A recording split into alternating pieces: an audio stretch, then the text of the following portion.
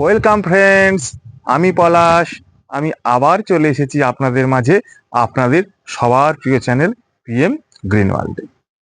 তো এতদিন আপনারা আমার ছাদ বাগানের বিভিন্ন রকম ফলের গাছের ভিডিও দেখেছেন।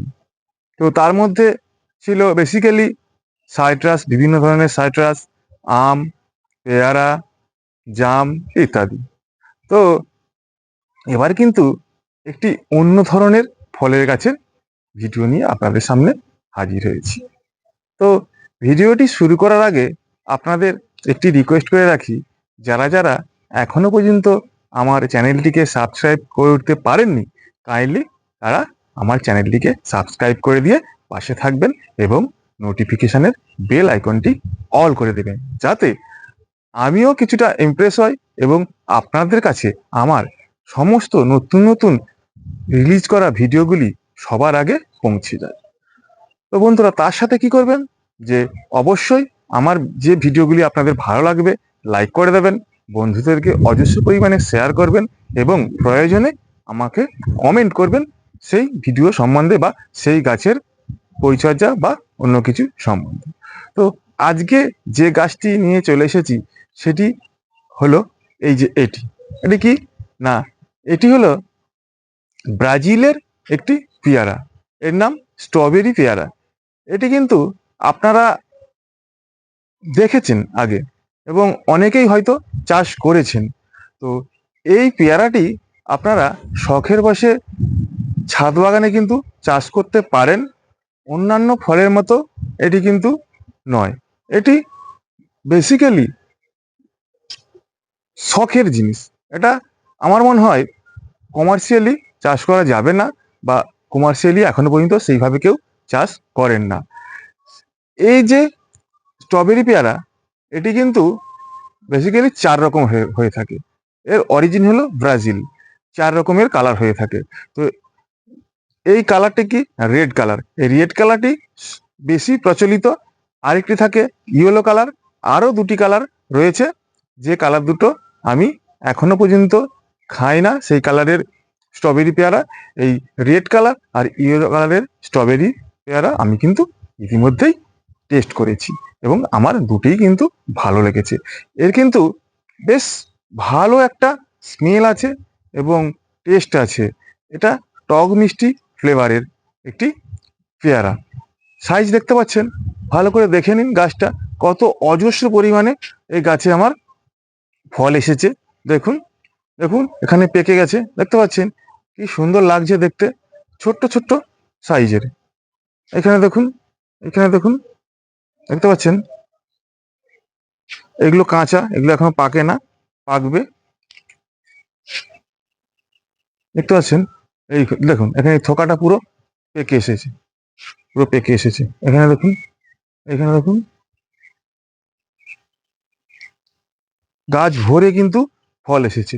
অজস্র অজস্র পরিমাণে কিন্তু আমার এই গাছে ফল এসেছে।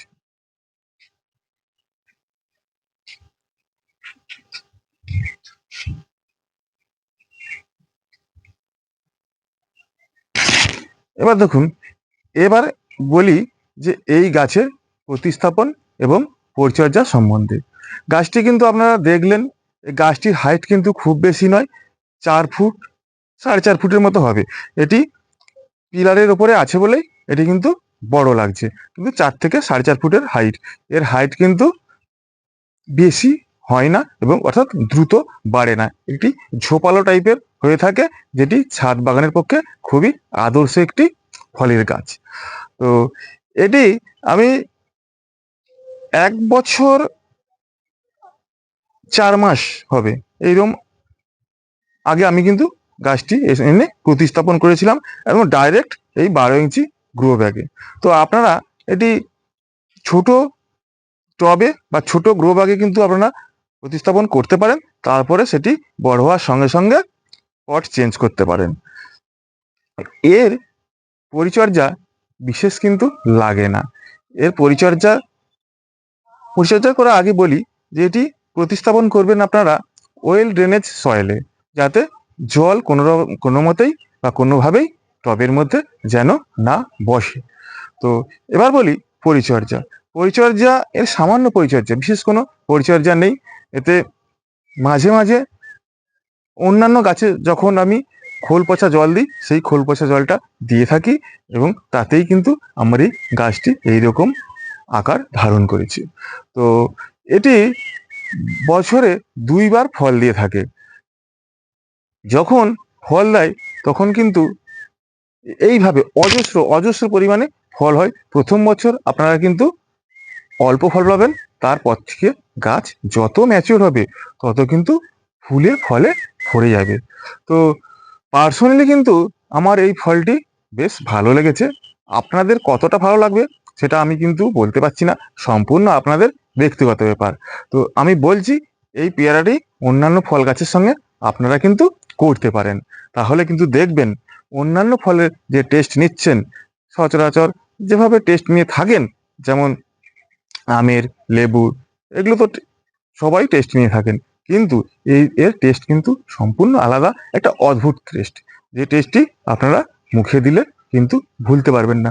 আচ্ছা, আমি কিন্তু একটু খেয়ে দেখব, এবং আমি তো আগে খেয়েছি, তবুও আপনাদেরকে টেস্ট করে আমি বলবো সেটি এগুলো কীরকম খেতে। দেখুন এই যে কত বড় সাইজ, দেখুন ছোট সাইজ, কত 1.5 সেমি, 1.5 সেন্টিমিটার ব্যাসযুক্ত, বা 2 সেন্টিমিটার হবে, 1.5 থেকে 2 সেন্টিমিটার ব্যাসযুক্ত রাউন্ড শেপ। এটি আমি খেয়ে বলছি।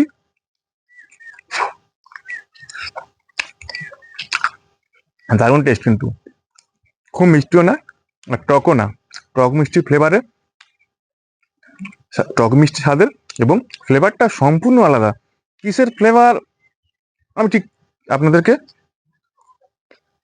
বলে বোঝাতে পারছি না, তবে ভীষণ সুন্দর। তো বন্ধুরা, খেয়ে টেস্ট করে বললাম, আপনারা কিন্তু করতে পারেন। তো বন্ধুরা, ভিডিওটি আর কিন্তু বেশি দীর্ঘায়িত করব না, এখানেই কিন্তু ভিডিওটি শেষ করছি।